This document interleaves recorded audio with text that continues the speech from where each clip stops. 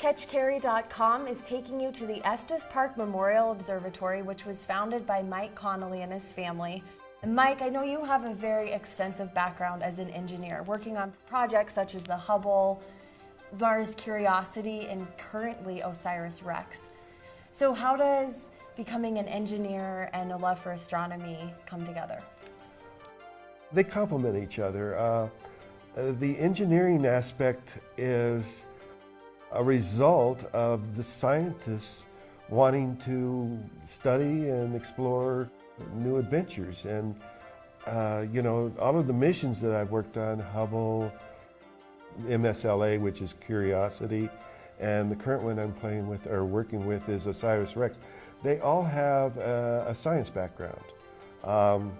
The OSIRIS-REx mission is to go out and hunt down an asteroid and study an asteroid and eventually bring back a little chunk of it so that we can see what the initial solar system was made out of.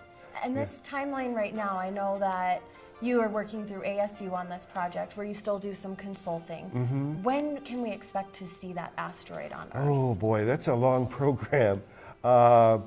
The launch is scheduled in 2016, that's OSIRIS-REx. It'll go flying out to this asteroid. It takes about 2 years to get there.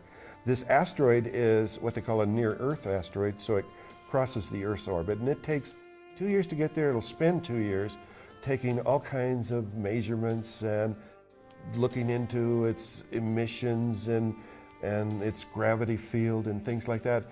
For 2 years it'll study it, and then at the end of that period it reaches down, it gets to like 20 feet of the asteroid and sends a big arm down and grabs a chunk of it and puts it in a capsule, flies it back, and that takes another 2 years to get back, and then it lands on Earth. It'll be out in Nevada, out in either Nevada or Utah in the proving grounds, and they're going to snatch it out of the air off a parachute and study the asteroid.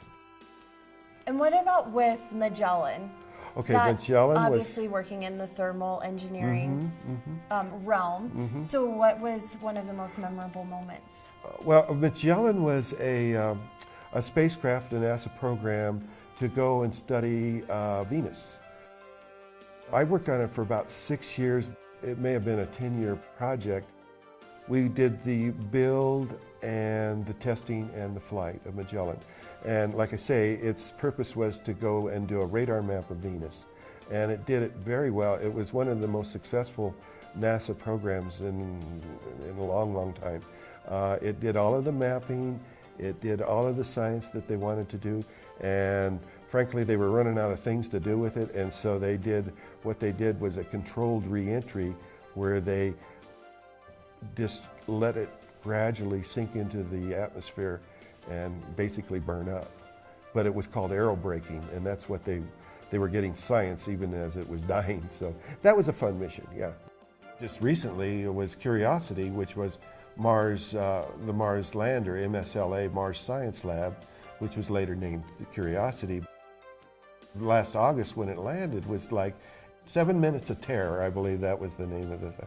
And it truly is, for the engineers that have worked on that for the last 10 years, their whole mission boils down to this 7-minute landing phase, and that's one of the most exciting portions of the mission. All the things that have to go right, it's just incredible. That was a first time only landing, and it's coming in from, from space, and it's going to go up to like 50 times the speed of sound, and it's going to come stopping in midair, and all of this stuff has to work just perfect. And you're holding your breath. And for 7 minutes. For 7 minutes, that's a long time. And it worked perfect. It was phenomenal. Now that we have the science end of it, how does that work into creating the Estes Park Memorial Observatory? It turned out my daughter, Christian, who was living in Berthoud, Colorado at the time, lived next to the Little Thompson Observatory, and she got myself and my son and our family involved in that observatory. So we went to the Little Thompson one night, and they did a star party, and they did the star wall, as you can see here. They have one of their own, and we all thought, gee, what a great idea, this observatory.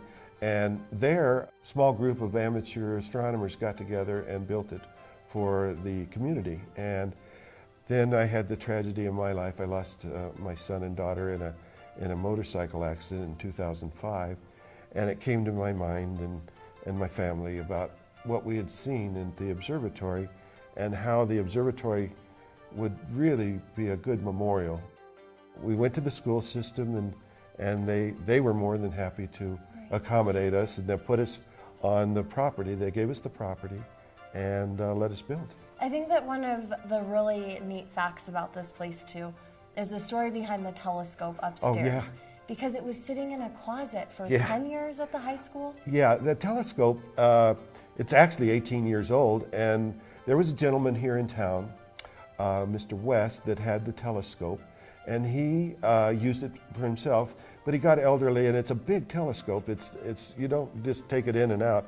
So he gave it on to the school. The school, they put it up, I think, one time to check it out. Then they put it away in a closet for 10 years. And then I came up with this idea of the observatory, and they thought, oh, we got a telescope. And I said, you got a telescope? I mean, a big telescope, 12-inch, which is good size. And they says, yeah, you want it? And so, yeah, so that's what we are now using in our observatory. So. And for people that want to come check out the Estes Park Memorial Observatory and this dynamite telescope and see into the stars, what can they expect? Well, we have a couple of things. We have open house nights, usually once a month, okay? And that's in conjunction with our Estes Valley Astronomical Society, which is a small group of astronomers that meet here, and we set up the telescope. Then we have our website, which is angelsabove.org. You can go to the website and set up a viewing night for you or your family. And it's all donation based. It's a 501c3, and we just do donation based. And what happens there is myself or another volunteer from the astronomy club will meet with your party and take you up and do some night viewing. And we typically it'll last a couple of hours, and we have real good dark skies here in Estes, so it's you'll get to see some really cool stuff. Well, you'll have to check out the magazine to read the rest on how Mike Connolly, what prompted him to open up the Memorial Observatory. Thank you, Mike. Well, thank you, Carrie.